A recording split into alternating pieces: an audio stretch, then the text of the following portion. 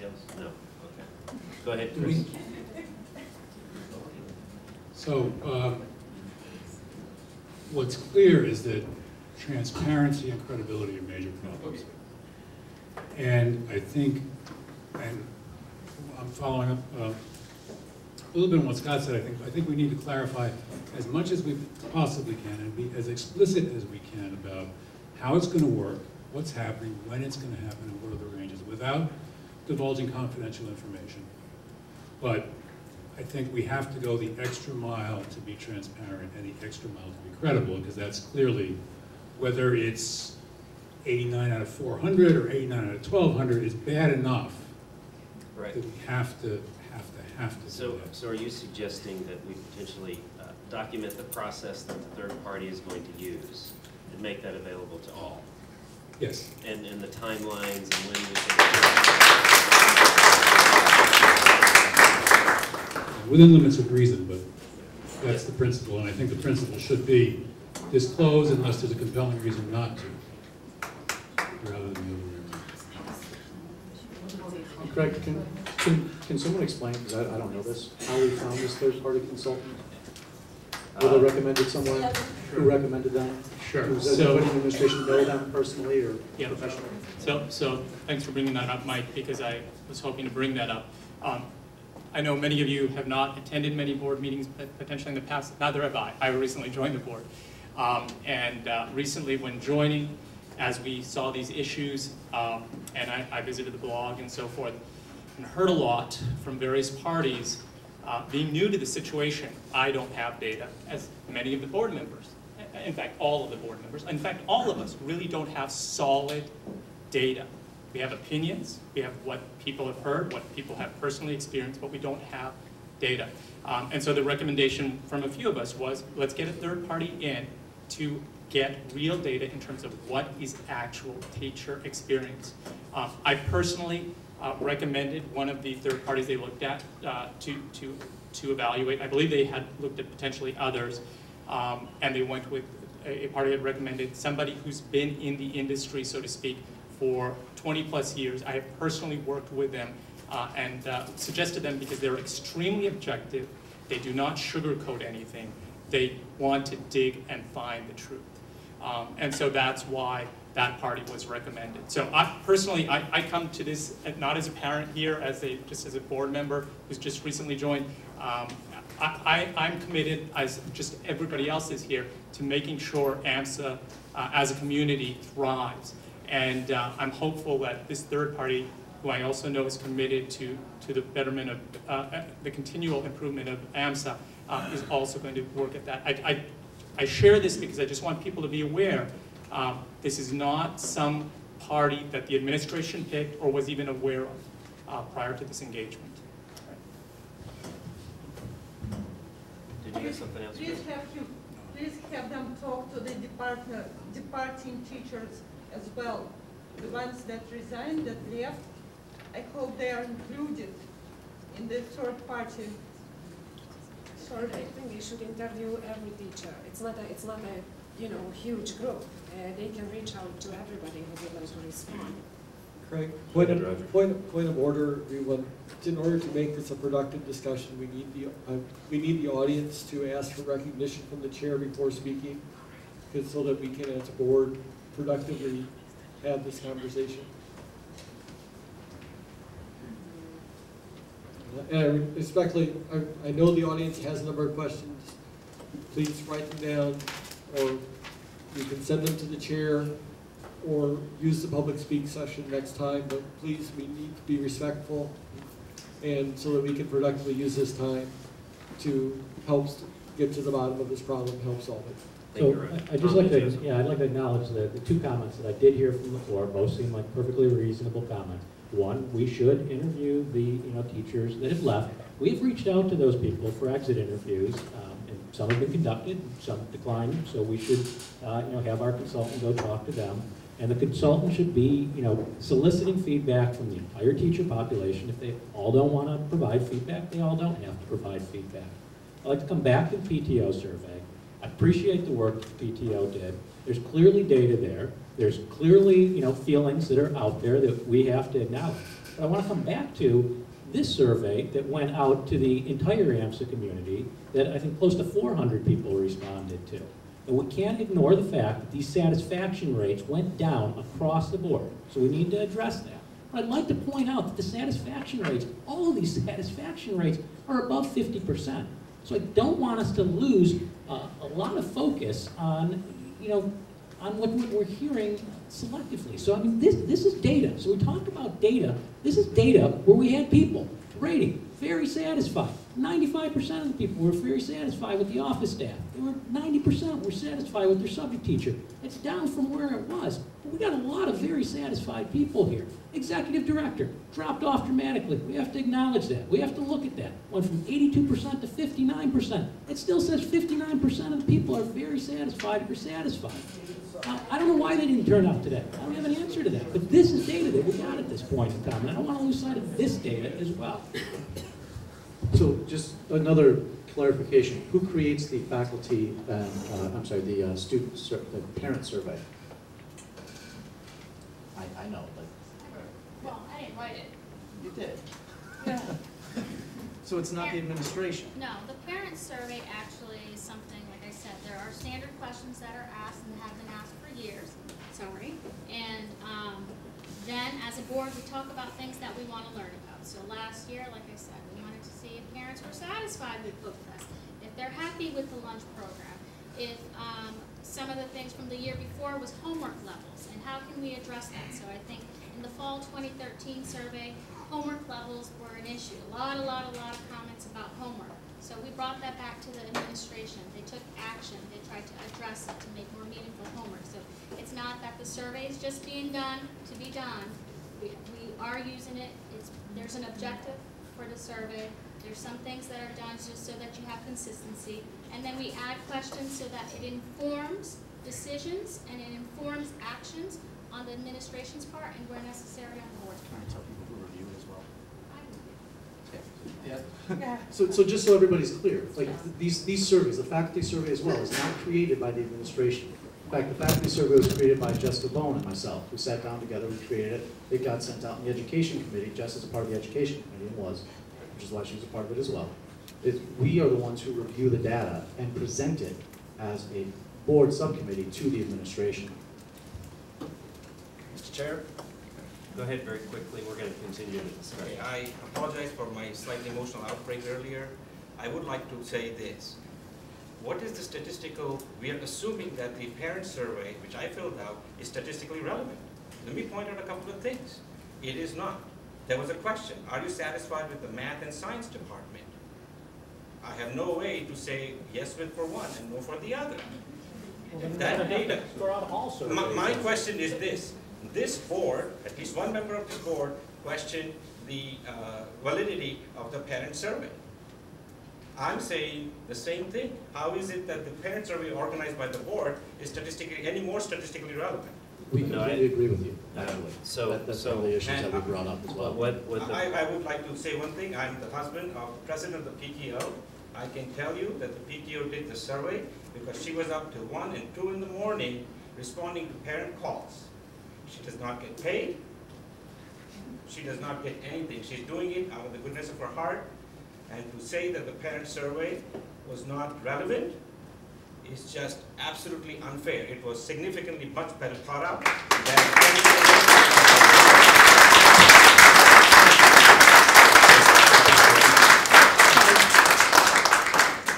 Go ahead, Allison. I just wanted to respond. Nobody said that we certainly don't appreciate everything that the parent community is doing. And as a parent of a student here, I'm equally concerned about the satisfaction of the teachers. And I heard some very wonderful teachers speak tonight, one of my favorite over there, Mr. Jewell.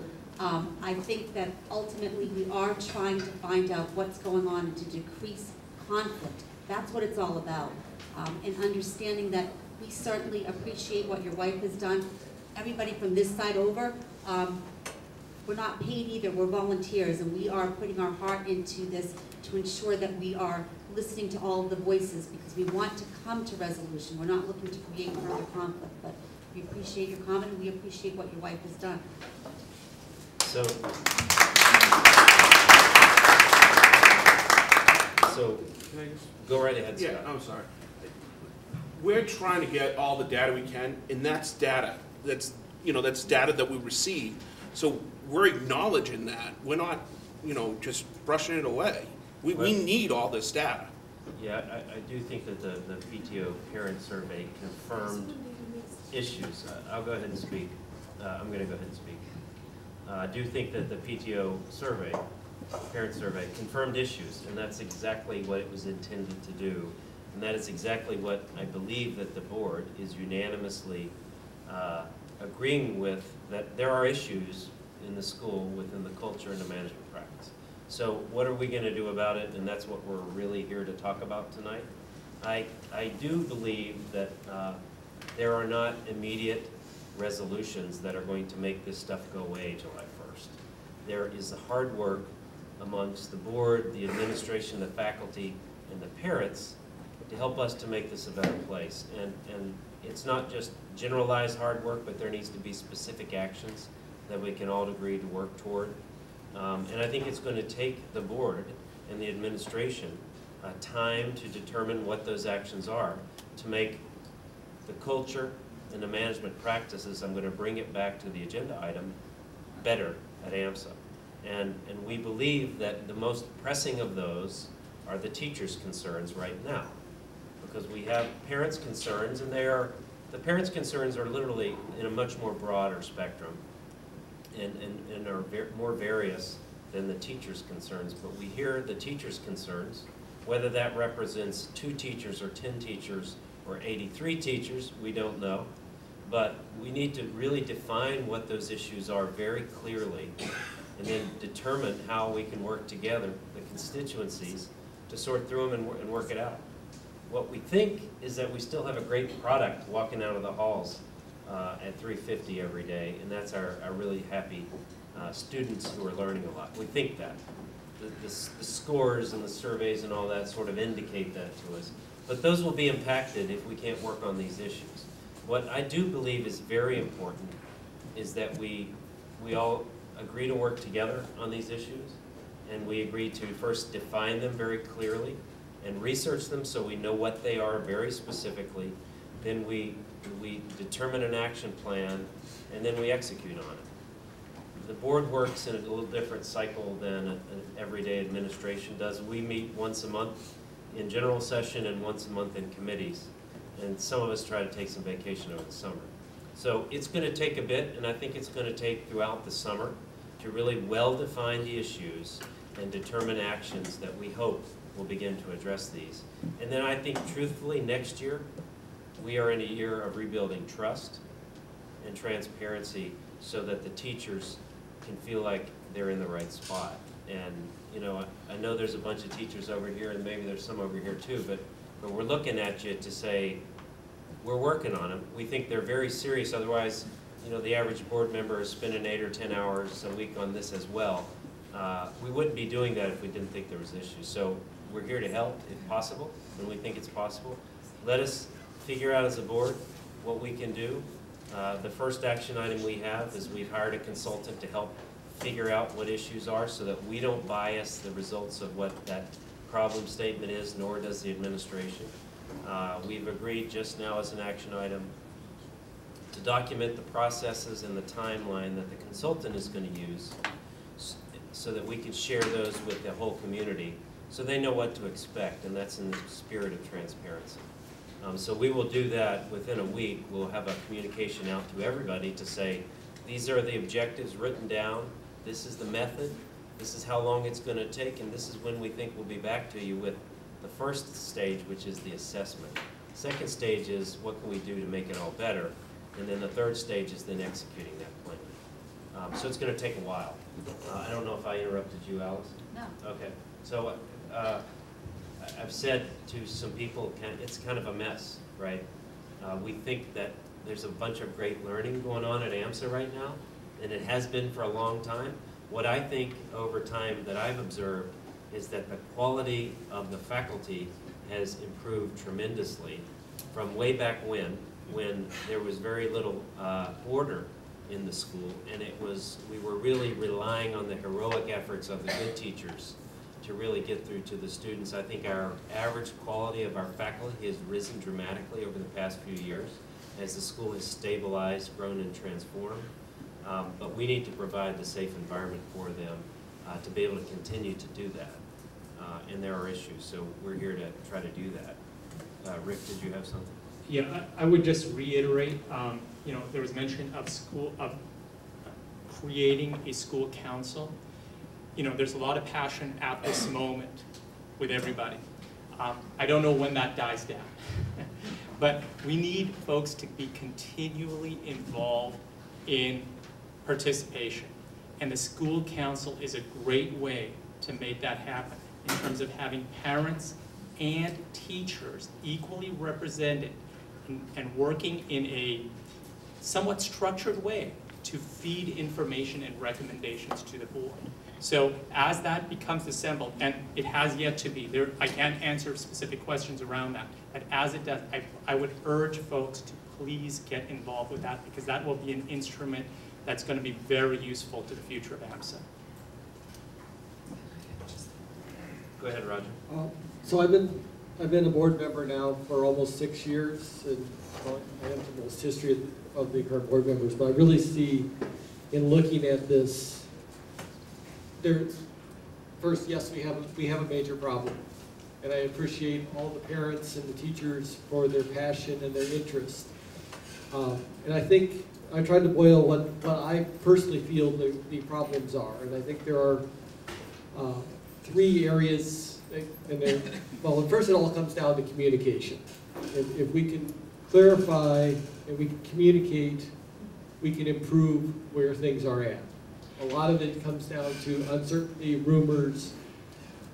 So anywhere where we can better clarify and communicate as a board, as an administration, ways that we can communicate will only improve things. I think we just need to, all of us, step it up a notch. And I think that goes to the parents and the parents and faculty as well, to open those lines of communication. Second, related to it is transparency. I think a lot of it is because there is a lack of transparency that fears are created. So if we can be more transparent in how we do business, the better we can be. So I think we should be looking for, as a board, looking for more ways that we can be transparent, such as laying out the next steps for the third party. Finally, both of these lead to what I call FUD, fear, uncertainty, and doubt. Because of the first 2 concerns, a number of old concerns are resurfacing, other fears, real or imagined, are being surfaced. I think we need to look at all of them, but realize in the end we have a great product here. Let's make it better. There always is a way, even if we had a super product and everything was wonderful, there's still ways to make it better. So we want to iteratively improve and go after the problems and fix them. So does the board, I mean, I've been thinking about this as well, as how can we create an opportunity to continue the conversation beyond this? Because once we find a resolution and the parents are happy and we move forward, you know, maybe this room will only have 1 parent here. And how do we continue that conversation so that parents are aware of what's going on? Because if you're not coming to these meetings, and I don't know if that's something that, you know, the parent rep and the new faculty rep, Jess, maybe we can create something that we send out on behalf of like the board to our constituents that just provides an update to what's going on the board. Parents or faculty that don't come or don't have the opportunity to read the minutes or just want to know what's going on. So I think that's something that we could consider, and obviously I'll wait until July 1st and then we can talk about it. That was a great suggestion on the PTO survey, that we televise these. I thought that was a fantastic suggestion on who wrote it, but I know a lot of school districts do that. That's something we might want to look at. I will say they do that in my town, and that is perhaps the most boring TV on. Well, not with you at the helm. Wouldn't change it. there are a lot of concerns that were brought up, and a lot of them are simply because I don't feel like we explain what we're doing and why we're doing it, and that gets lost if there's not an audience. So we have 1 parent right here. Yeah, I'd like to make sure that the DOT can actually commit here that the selection of the next principal will be a thoughtful and a deliberate process instead of a rushed process. Can the board, BOT, assure us of that? I would say that we'll work with the ED on that issue. I don't know where we are exactly there, but I think that's a great suggestion. Frank, I'm sorry, can you summarize his comment? He was asking that the board commit to, I think, a transparent, I don't know. Thoughtful and deliberate. Thoughtful and deliberate process for the selection of the principal. I wanted to answer a question that came up earlier, if that's all right. Go ahead. An opposed one. Yep. I believe you asked, that you stated 60% of the teachers don't understand the evaluation process. And you asked what the school has done. As a result of those results, what the school did was they held a professional development day that focused directly on how teachers are evaluated and covered that. So what happens after the surveys each time is that the education committee goes through them, we make recommendations, the staff, the administration, the team that's working on it does the same thing, and then results happen. Just like at the end of last year, when we heard that, I think it was like 80% of students were spending over 3 hours on homework. We had a professional development on how to decrease the stress in our students. So we do look at those surveys, and as a community, as a group, we decide on how to do that, and we do have action forward. Now, we don't promote that outside of the school, and I'm wondering if maybe that's something that we can start to do, is just let the parents know what's happening in the professional development days. This is what our focus is on this given day for teachers. Maybe that would answer your question, because it is just simply, we're not letting you know what we're doing on those days. Yeah. Part of it is communication. I totally agree that it would be good for us to know what is being done as part of surveys, what you identified, how you work on that. And I appreciate you telling me what you've done on that one. But then there were 60% that agreed as strongly that they're afraid of giving their opinion to administration. So another one would be great to know. There were a lot more. I'm not bored with you with all of that, but that's what I'd like to know. So I want to just highlight another concern that I've had to the board. I do agree with Roger that says, we have issues of trust and transparency that can, that at the intersection of those is communication, which helps to build those things. We have heard as well from teachers that there is a concern about due process, and that there, some of this fear, if you will, is, could be potentially rooted in the single-year contract, which is an at-will employment agreement.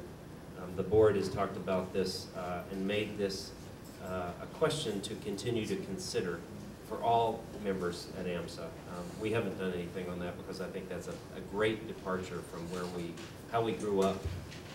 But there was a concern raised not about the single-year contract, but more about the due process for dismissal.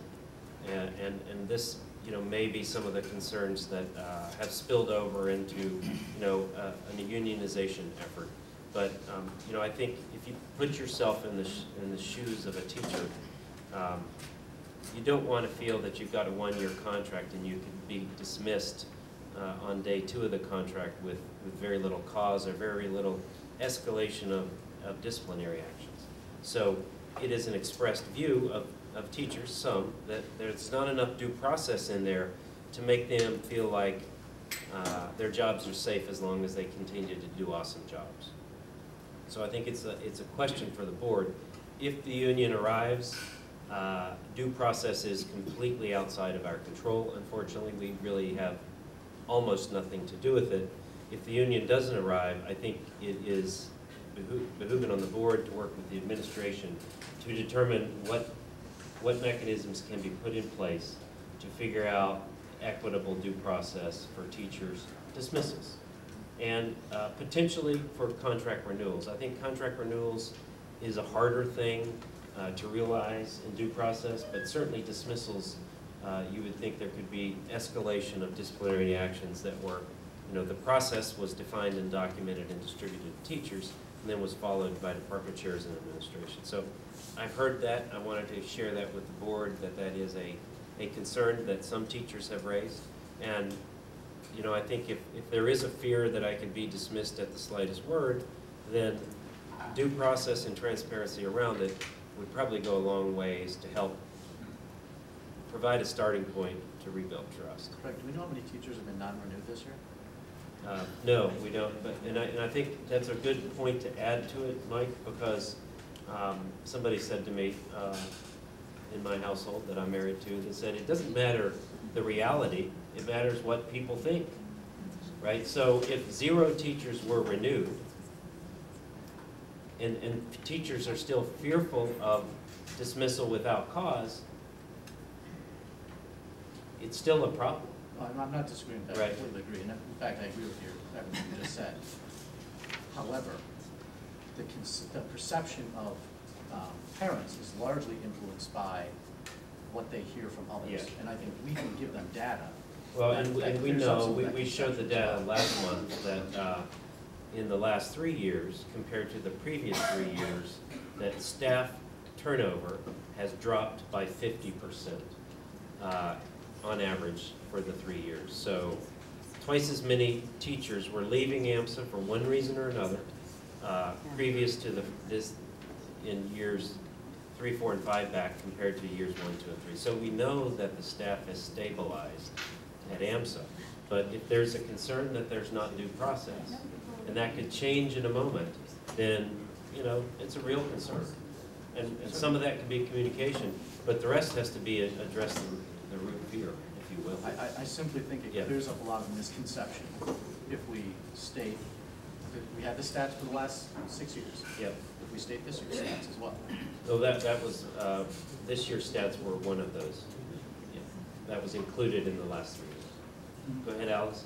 You know, you had spoke about due process and this idea that there's a union that comes into play and collective bargaining is then put in place. I would appreciate, I know we have a new faculty rep just gone, we're very glad and welcoming her to the board, and really happy that she's going to be part of the board. How does that role get affected in terms of her representation on behalf of the staff? I just would like a clarification. We've been told by the lawyers that that role exists until the union arrives, and then it's up to the union to negotiate whether there is a teacher rep that sits on the board. So basically, it's a point of negotiation. What I've heard, and I have no experience, we have Art Steller here who has lots of union experience and will help us through building this relationship with them if it happens to occur. But what I've heard is that we will have a Teamster rep that would sit beside the teacher rep to represent and make sure that it's in the best interest of the teachers before the teacher rep would speak. But it's conjecture, but it is a represented workforce, and it's represented by an organization and not a member. Go ahead. Yes, I just wanted to take a moment and go back to the request for the thoughtful and deliberate engagement of the board. Question and a possible recommendation. Is there a process or vehicle for the parents to be involved with regards to the selection of the next principal? Not from a decision standpoint, but just from an engagement. And one thing that comes to mind for me, having participated in prior schools, such as the Faith School, where they held open forums for parents to come in and ask the candidates questions, for the candidates to talk to the parents.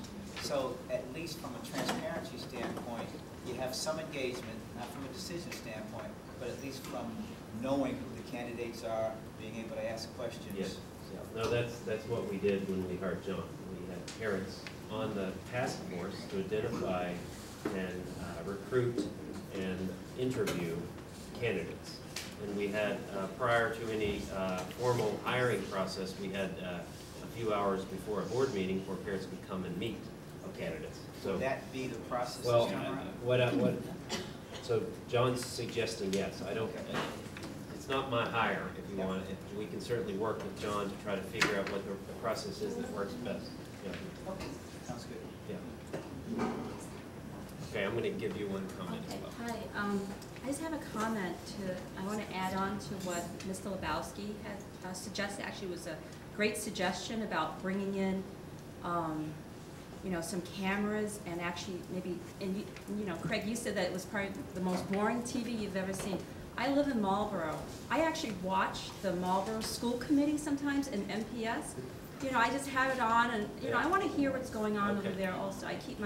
Try to keep tabs on that too. And I watch the city council meetings from the security of my home. And you know, it's a couple hours, you know, sometimes it's boring, but at least you know what's going on.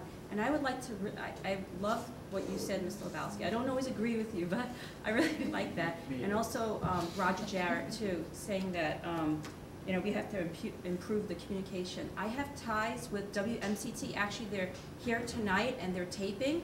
So they have told me that they've come to Amsa and they suggested that they come in and bring, you know, they train a couple of students to go and actually tape some of the board meetings.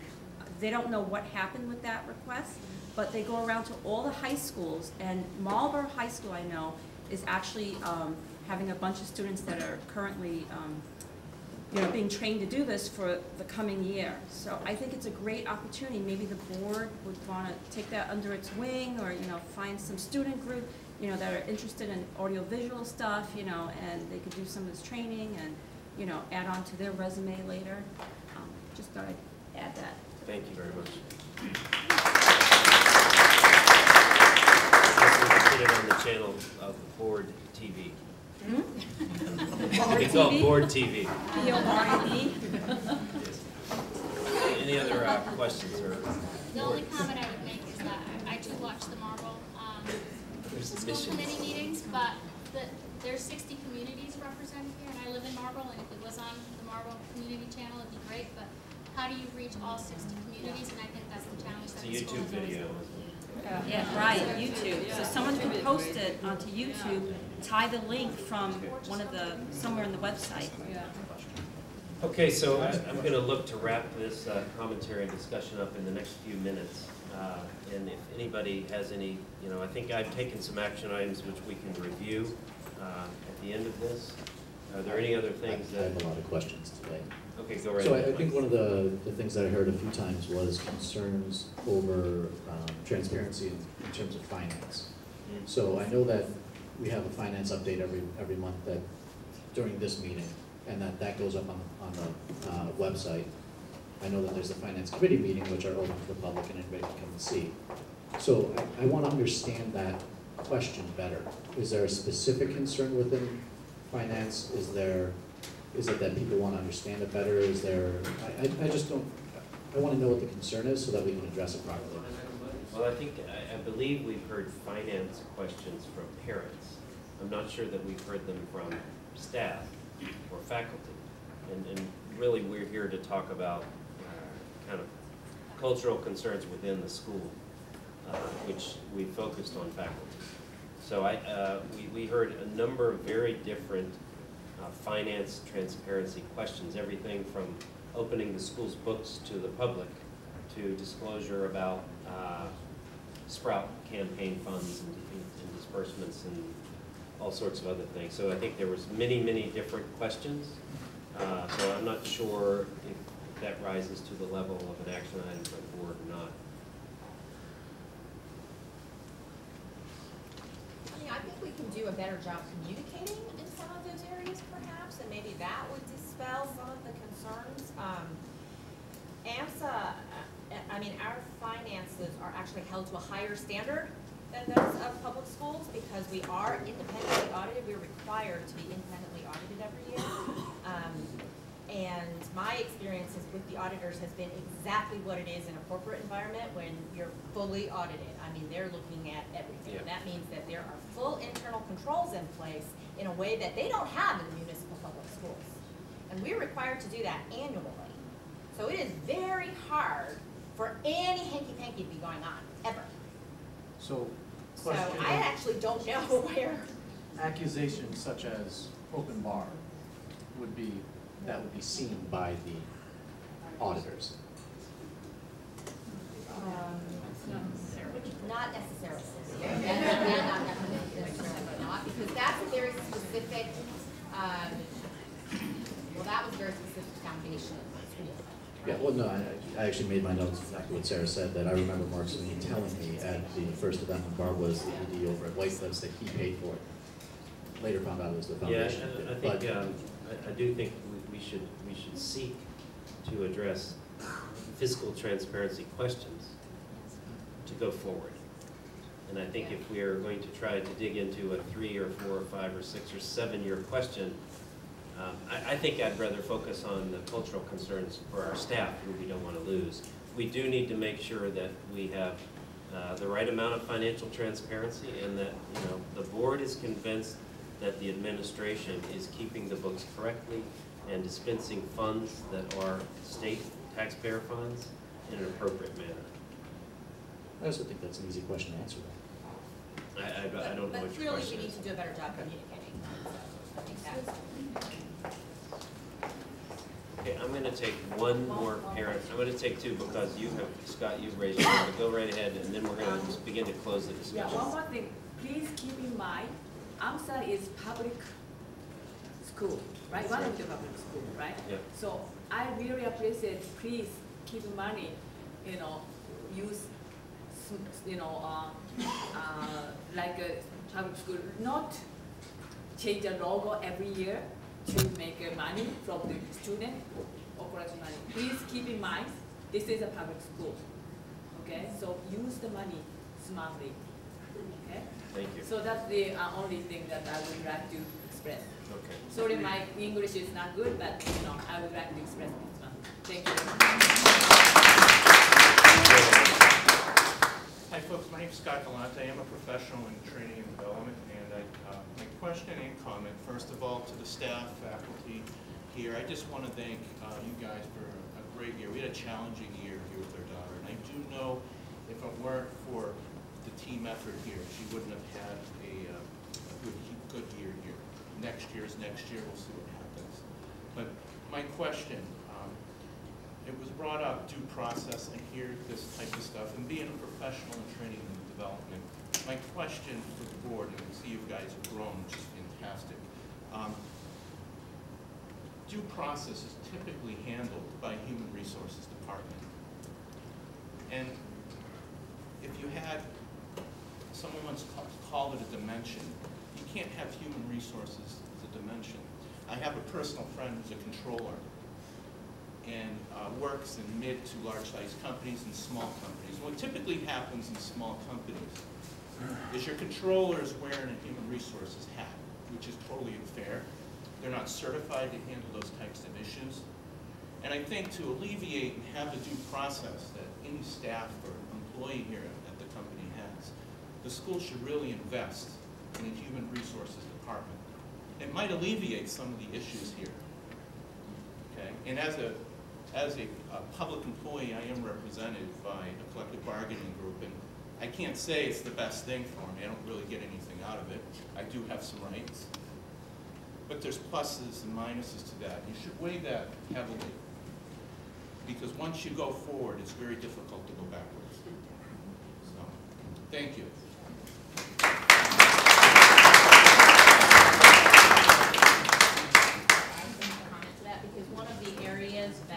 Did identify on the board was that as board members, we wanted to seek additional organizational development and human resources expertise, and so that's something that we are actively recruiting for, and we have candidates for that role in order to help the school in that area. So. Were you going to say something? Yes. Okay. Any other comments from the board? Yes. Go ahead, Art. I've been a board member less than 3 hours.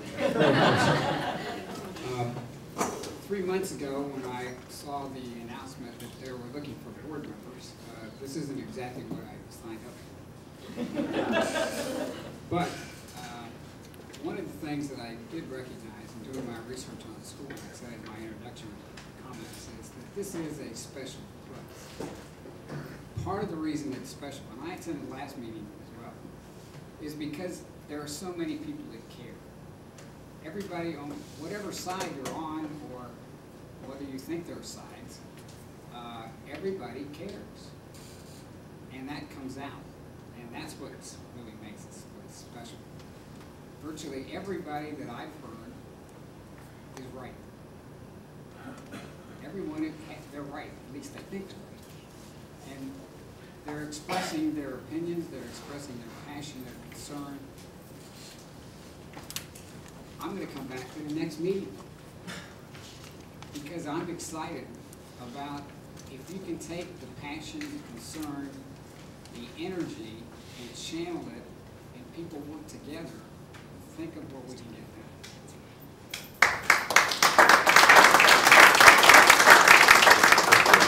I'm going to just very quickly review the things that I believe we committed to, and you'll fix me if I'm wrong.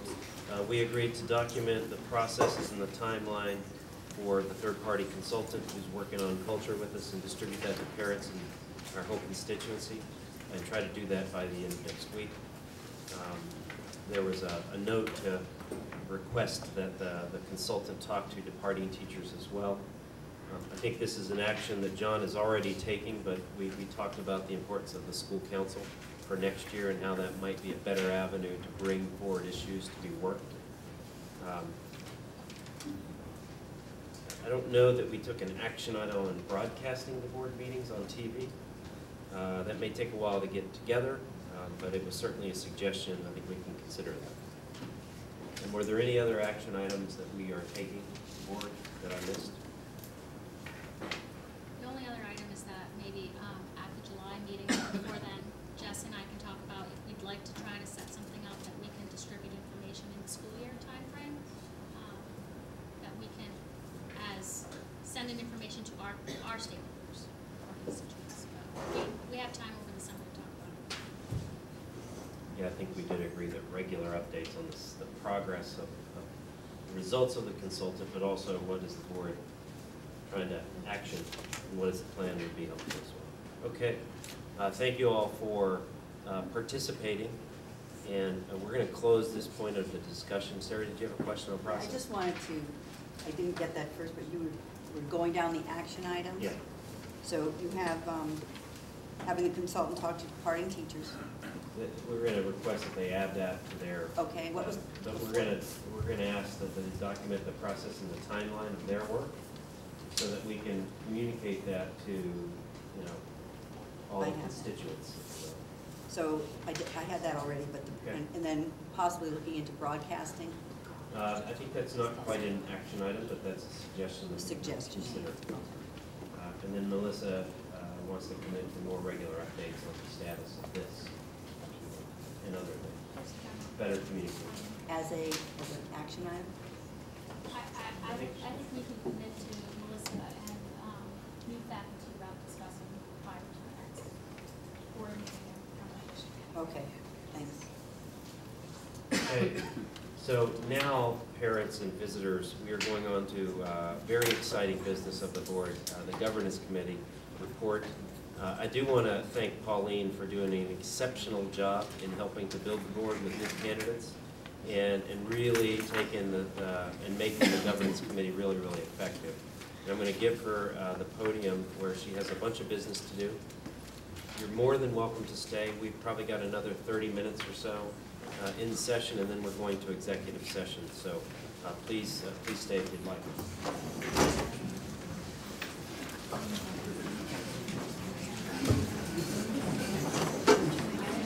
So our first order of business is actually in, yes. Okay. Thank you.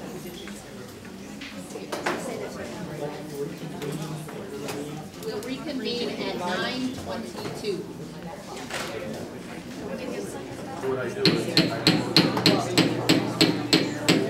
If you all need to carry on conversations, maybe you can go out in the hallway. We're going to go ahead with the meeting. Close the doors. Oh, look at that.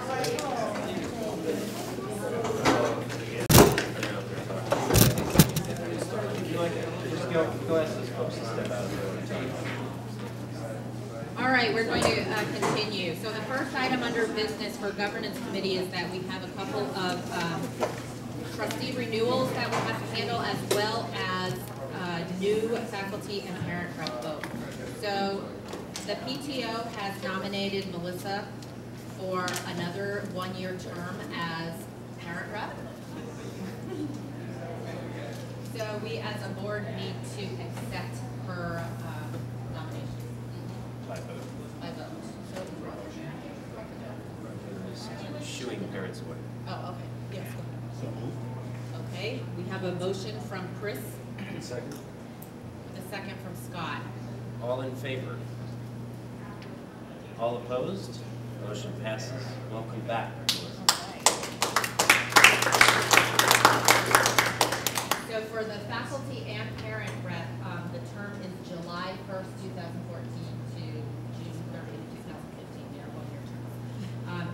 The faculty has voted Jess Bowen as the faculty rep, and so we need to accept that.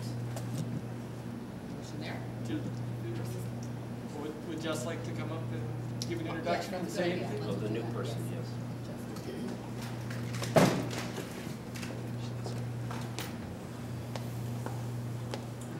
You need a mic? It's on. Hi, I'm Jessica Bowen, and I'm just finishing up my 6th year teaching here at Amsa. I teach AP Government, and this past year I taught 8th grade World History, and I also teach chorus. It's a bit of a motley group selection there. I'm excited to work with you. I don't know what else you want to know about me. I've also taught at Westboro High School and West Boylston High School, as well as at Worcester Central Catholic High School. So I've taught in both parochial and traditional public schools, as well as my 6 years here. I also have 2 students who are here. I have a daughter who just finished the 9th grade and a daughter who just finished the 7th grade. Quiz Bowl. What? Quiz Bowl. Oh, I coach the Quiz Bowl team. Might see me on TV.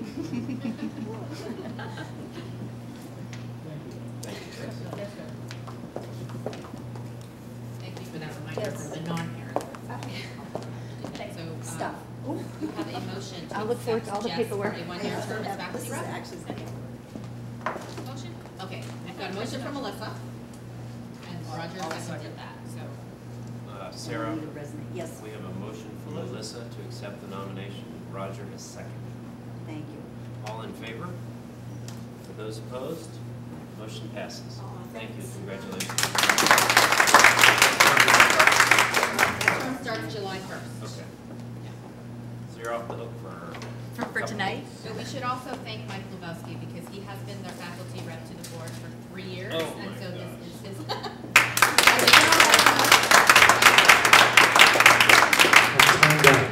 You've timed out, exactly. That's exactly what. Michael, thank you for you've grown a lot on the board. You've learned a lot. We appreciate all your help. You've done a great job. Thank I'm gonna write a book. you. Well, your book sequence I won't use coming real out names, next don't year. worry. We have 2 existing trustees who their term ends at the end of the academic year now, and the governance committee would like to nominate them to extend their terms. Craig Holbrook we would like to nominate him for an extended term through the end of October 2016. It's actually not even the end of October, it's October 22nd, 2016. So Melissa is going to make that motion. Make the motion to nominate Craig for a term through October 22nd, 2016. And second? I will second. Yes. Roger's going to second that. I think you're actually supposed to be taking all the votes, actually. The chair's not supposed to be. By Oh, I am? convention, yeah, I think you're supposed to call for votes, actually. Oh, okay. Yes, it's the governance chairs. It's the governance rules. All right. We have a vote then. All those in favor? Opposed? Congratulations, Craig. You're on board for another 2 years. Also, Roger Jarrett, the governance committee would like to nominate Roger for a truncated term as well from July 1st, 2014 until November 18th, 2015. I'll make a motion. Allison is making that motion and Craig is seconding that, so all those in favor? And opposed? Okay. That would be all of our trustee renewals. Okay, now we have officer elections. And I'm thinking, because I'm one of them, that Roger probably should make those.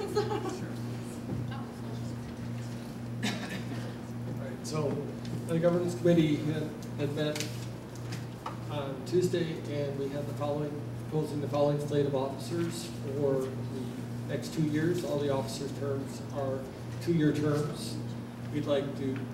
Governance committee would like to propose Craig Holbrook as president, Pauline. Chair. Sorry. Craig as chair, Pauline as vice chair, and Tom as treasurer. What about secretary? We'll get to that. There's a reason behind this. So I have a motion. We have Chris and Paul and Allison. So all in favor? All opposed? Motion passes. Should I pass it back to Pauline? What we would like to do for secretary is to have nominate Roger as acting secretary for the remainder of his term, which is not full 2-year term, so it would be an acting secretary with the intention of identifying the additional secretary to assume those responsibilities so that Roger can transition those responsibilities as rapidly as possible. That would just be, Craig, that's as the board chair, that's purely your responsibility. You can designate anybody as an acting role. Roger, I'd like to designate you as acting secretary. I accept the role. Now we will do the committee chairs. We have a few changes that we would like to make. One is we have 2 acting co-chairs now whose terms are, well, Mike's term is up at the end of June. Melissa needs to be designated acting co-chair for the next year, and then we still have a second co-chair, Jess Bowen, contingent on her becoming the trustee.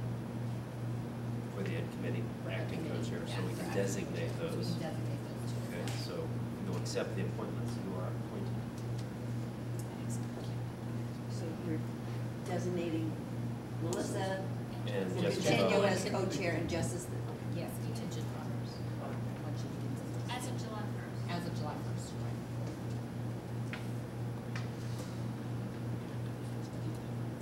So in my action to transfer, to transfer out, I'm going to resign as the fundraising chair, but continue on the fundraising, I have interest to continue on the fundraising committee. So at this point, Craig, we need a nomination. I'd like to appoint Chris O'Keefe, if you will accept, to be our fundraising chair. Technically, this is the vote is actually a vote for the chairs. The chairs are votes. Chairs are votes, nominations. Do you agree to be a candidate, Chris? Go ahead, Pauline. So I make a motion to nominate Chris O'Keefe as fundraising chair for the remainder of the committee chair term, which is until June 30th, 2015. Second. Melissa seconds. All in favor? And all opposed? Okay, so that's unanimous. Can you put up the committees?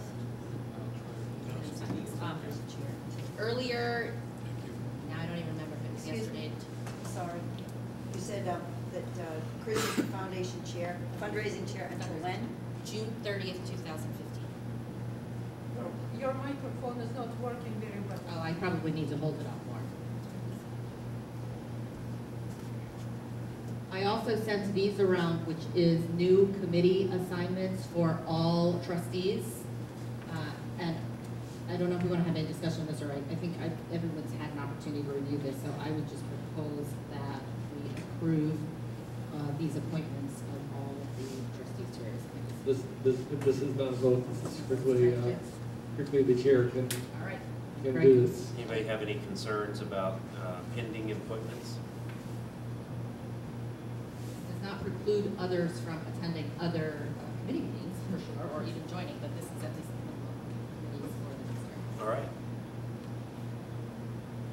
These appointments stand.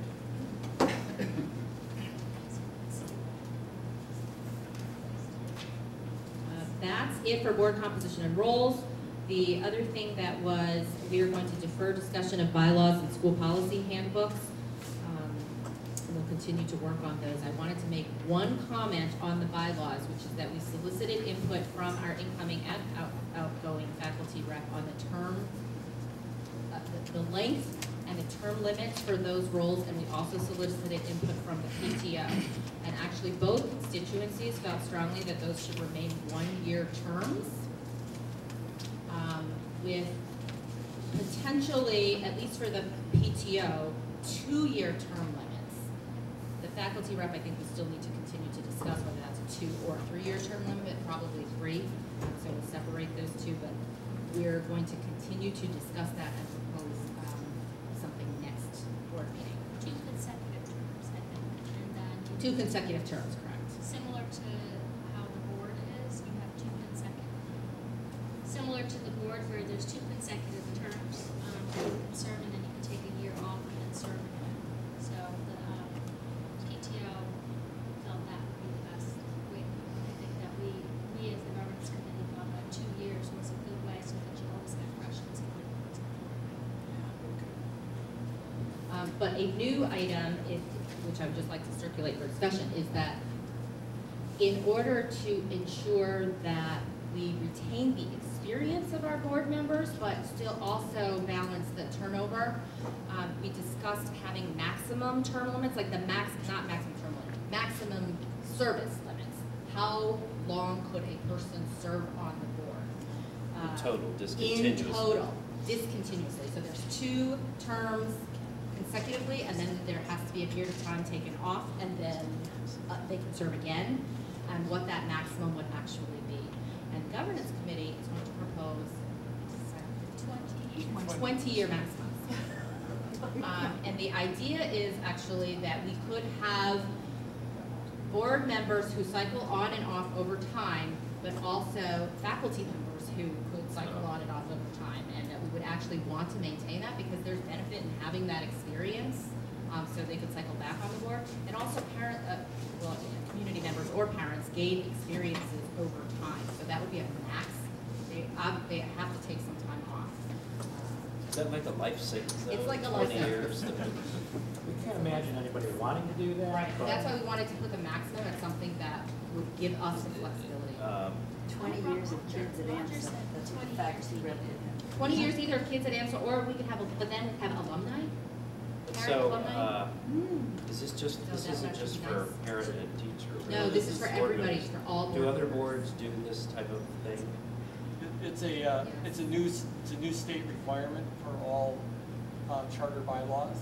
That we create a maximum term, Okay. total maximum term. But if you don't, there's no guidance on what that number is, other than we have a number. You have 30 Tom bylaws. said 99 years, Yeah, yeah, but we might just want to. We came down from 99. I just need clarification. So this 20-year maximum is for Any board member. even the parent and the faculty, but with that year. Being suggested, it's not being voted on. So that is what we discussed in governance. I mean, opinions are welcome. We're not gonna vote on it now, though. No, we're not gonna vote on it now. This is just, I'm telling you, we're going to draft that and circulate the language to the board, and I would ask that you send back any comments to me before the next governance meeting. Okay. The final thing then is the board meeting schedule for 2014-2015. Currently, what you have in your packet is just proposed dates for the next school year, and they're always generally on the 4th Thursday of the month, unless that falls during a holiday or vacation week, in which case it's the 3rd. And what we've done in the past is come back next time and tell us if anybody has any specific conflicts with any of these meetings, so we can change it before it's published. Yeah. The only one we might want to discuss is July and August, when we want to combine those two. Have we generally had a July and August? We have not. We've usually skipped the July meeting. So that's the Thursday before Labor Day. well, that's why we may want to move the August meeting up if we're going to skip July, because we also need to talk about bylaws and handbooks at the July meeting, at that next meeting, and that should happen before school starts. Was the first day of school? August 25th, but teachers go back for orientation August 18th. I would actually recommend, with everything going on, that we actually do have a July and August meeting. Just a thought. Yeah, I'd second that opinion, at least that we should have we definitely need a July meeting, and then we can evaluate at that point as to whether we have an August meeting, but I suspect that we will need both of them. Yeah, I can understand that. And hopefully that, we can see them and comments there. That's it for governance. Thank you very much, Pauline. So we have committee reports, finance, education, and fundraising. Not sure how much material everybody has, but let's keep them as brief as possible. We're going into executive session next. So Tom, if you could lead us with finance. Okay, so up here what we have is the month of May and the year-to-date through May for the finances at this point in time. We have one more tuition payment that will be coming in on June 30th. That'll be coming in. Grants and donations, we're going to go to a separate handout. We're going to go through the grants and donations, what's come in at this point, what's in deferred income, what's still to be spent. Things that I would highlight on here, obviously a large delta on the student programs, and as we have discussed in the past, that large delta relates to Book Fest and summer school items that weren't budgeted that came through on that line item, and then the expenses of those are on the corresponding student program expense line down below. Athletics obviously came in higher, huge track participation this year, more than we had budgeted, some additional JV sports that came in, things like that. So some of the things on the athletics programs that came in. On the student transportation line, looking to come in right on budget there. So again, the income side of the student transportation line relates to the regional busing programs, but that relates to, still have a couple of accounts receivables that we're working to collect there, but making good progress on that. Move down to the expenses. Salaries, you'll see that we're spot on with the salary number, right on what we had budgeted at this point in time. Payroll taxes and fringe benefits is actually up about 8%. As we have previously discussed, we had more people sign up for the medical and the dental plans than we had initially contemplated. You'll see on the professional development line, we budgeted $100,000 and actually spent that. And then an additional $16,851 was spent on professional development from the Sprout funds that came in last spring into this fiscal year. We collected $16,851.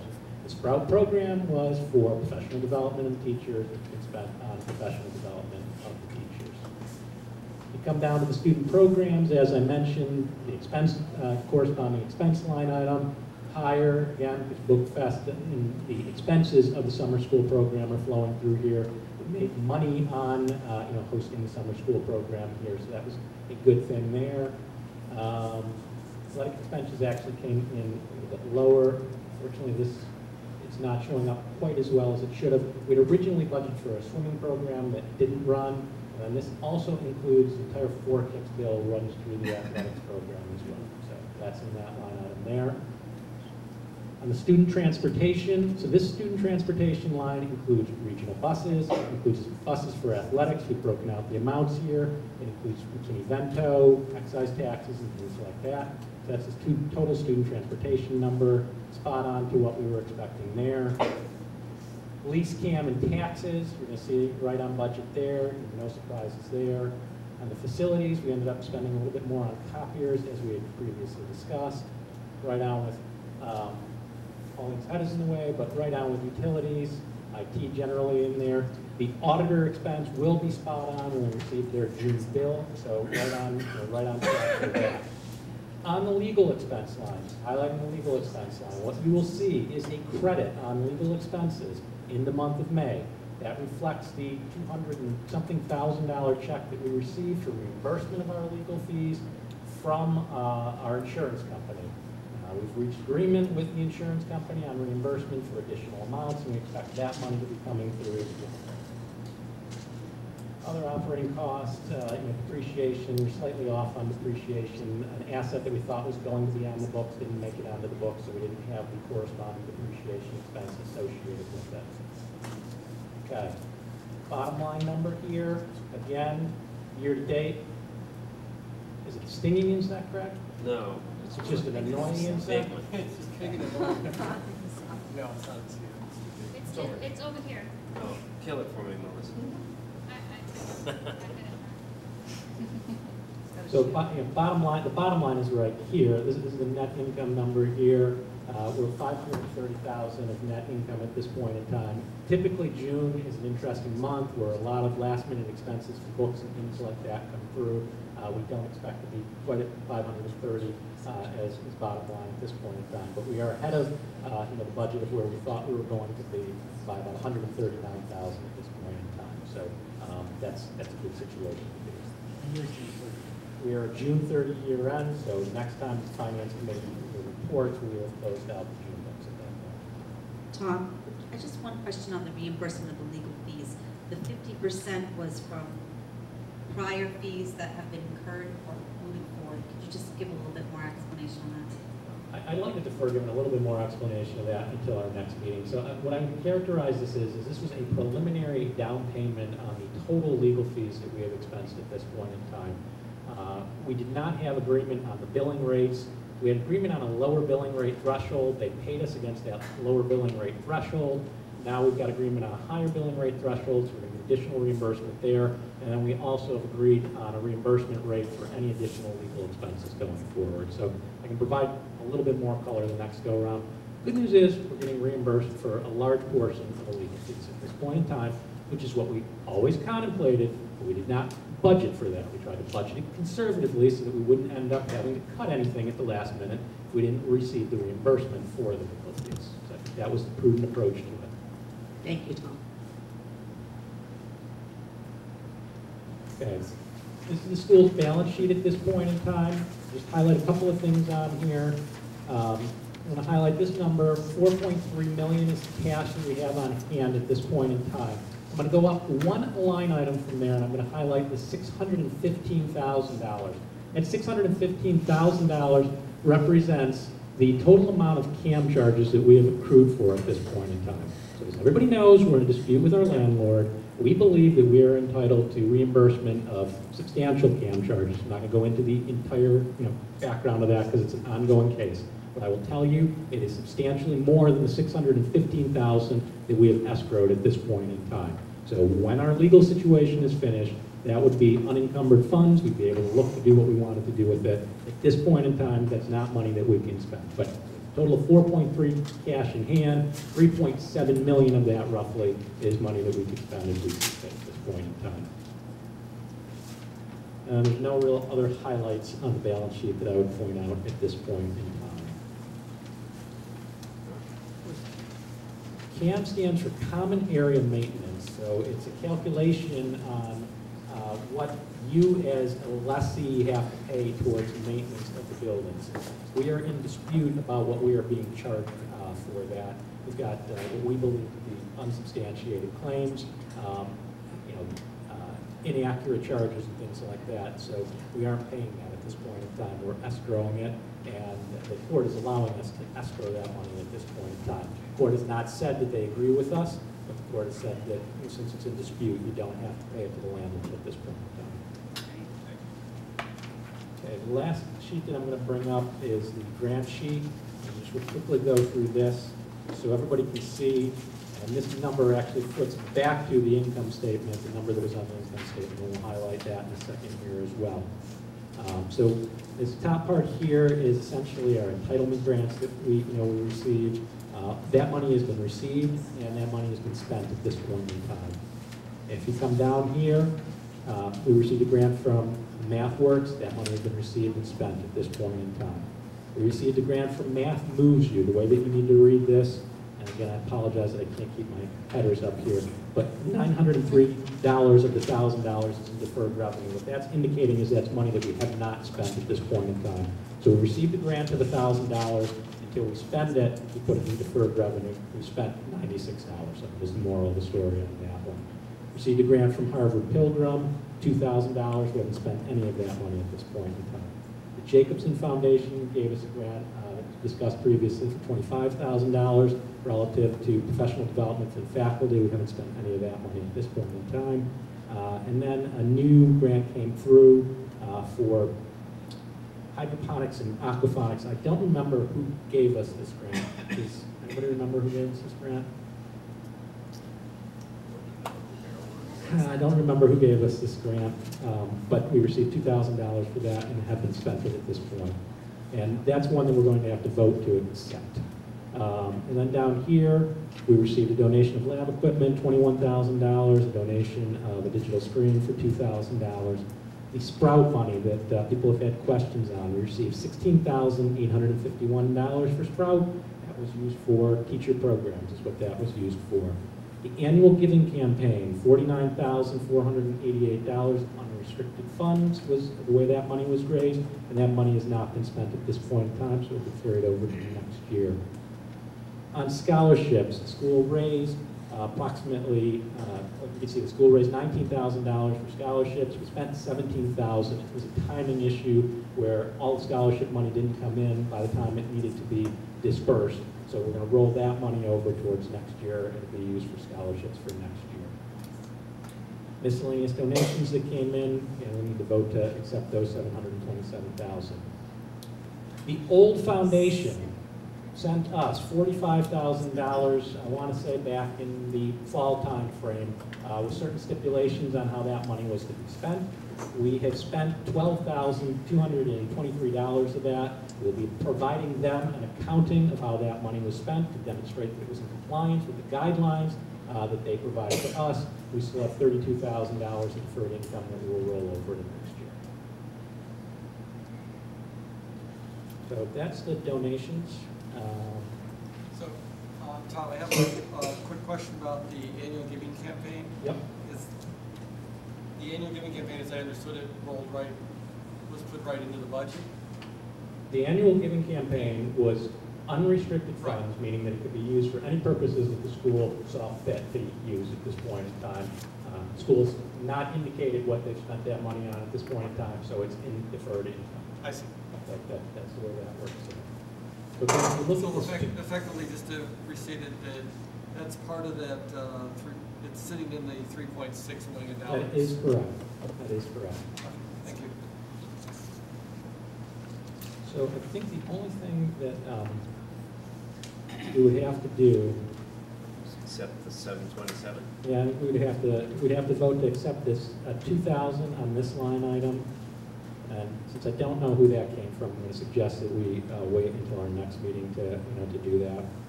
The annual giving, we've accepted certain amounts of the annual giving at previous meetings, so we can get the exact accounting of how much we've accepted, how much came in after we did that acceptance. And the same thing on scholarships, we can defer to the next meeting to do an acceptance of that. Yeah. So that's the finance committee meeting. That's the finance committee presentation, unless there's any questions. I just have one, not a question. At the bottom of the donations, the tally for amount expensed to date is incorrect at $18,328, which didn't calculate right at the bottom there. So throughout the entire bottom line as well. Okay, I'll have to double check that. Thanks, Mike. Should be. See, I think the bottom line number is actually correct, because if I bring your attention back to the year-to-date budget, which you're going to see there, year-to-date, we have received $211,682. So there may be a flaw in the calculation somewhere, but the bottom line number is correct, is what I would tell you. The $211,000. Maybe it's the scholarships. It looks like what's off. Like that's not. I'll go back and that's why. That's what it is. Is it? It included those scholarships that I moved over to deferred revenue. Oh, okay. That's what it is. But again, I just want to point out the tie to the income statement here. Yep. The $211,000 we're showing that was spent on donations, tying to our income statement there. Other questions? Thank you. Finance committee report. Education committee. Unless you. Fundraising committee. Fundraising committee, we did meet this week. So we're planning to, major activity has been for the fundraising committee has been to write a letter to the community. Given the series of events, we're planning to defer the publication of that letter to the community to the fall timeframe. We'd like to request the assistance of the board members to basically do a beta test of the letter. We'd like to send it out to the board members that volunteer, and then we would basically interview the board members as if they were a parent or teacher that was coming forward to say, hey, I know about this company, and IBM, and here's the programs, here's the contacts. So that's our request to the board members. You can contact Chris or myself, and we will set that up for you. I'll publish the letter to the board, and then you can respond. The other thing that we discussed is that we're going to be proposing to governance that we rename or expand the scope of the fundraising committee to be named the development committee. And that will be coming as part of the bylaws package that we're going to be targeting for July. Questions? Roger, excuse me. So you're saying changing the name from fundraising to development? Yes.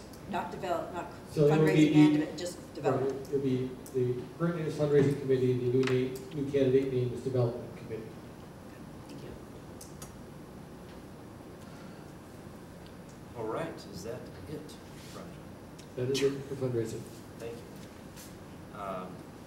I will take suggestions for agenda items for next month, if you would give them to me now. Otherwise, we'll develop the agenda over the next month. Anybody have items that need to go onto the agenda for July? I highlighted the end of the year finance committee report.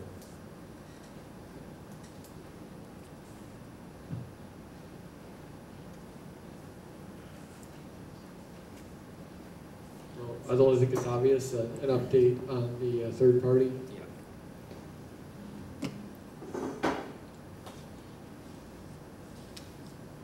We're doing some of my homework right now, in case you were wondering.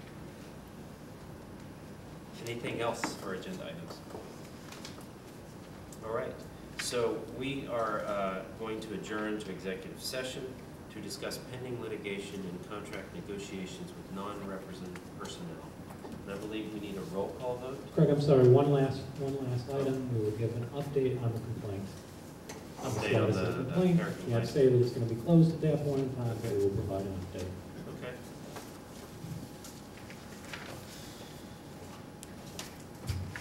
And Roger, am I correct that we need to go into? So, yes, we need to do two things as far as it needs to be a roll call vote to enter executive session. Also, we need to state for the pending litigation that it would be detrimental to discuss the pending litigation in public session. Were we supposed to vote for one of the donations? No. No, we're doing that. So you could add that to your agenda as well, a donation. Donation exempt. Yeah. All right, so we will now conduct a roll call vote to go into executive session, and we're going to start with Scott. And if you can signify yes or no, we'll take your vote. Yes. Rick? Yes. Chris? Yes. Tom? Yes. Pauline? Yes. Mike? Yes. Melissa? Allison? Yes. Roger? Yes. And John. All right. So we are adjourned, and we will not be returning to public session.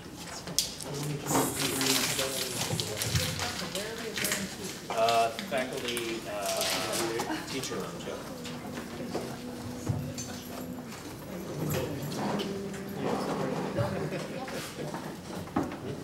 I don't know. Question.